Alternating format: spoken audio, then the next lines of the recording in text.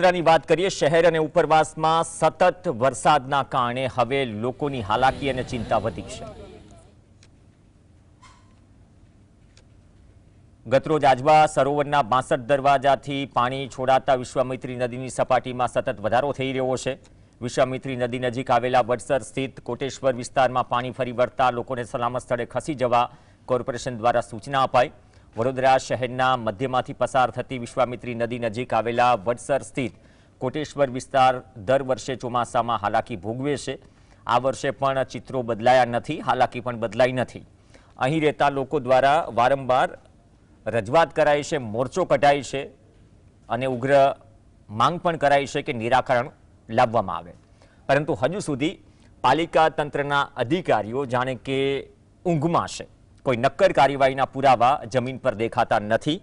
આ વર્ષે ફરી એક વખત વિશ્વામિત્રી નદીની સપાટી 20 ફૂટ વટાવી જતા કોટેશ્વર વિસ્તારમાં નદીના પાણી ફરી વળ્યા। આજવા ડેમની સપાટી 213.7 છે। જો કે નવેમ્બર મહિના સુધીમાં આજવા ડેમની સપાટી 212.50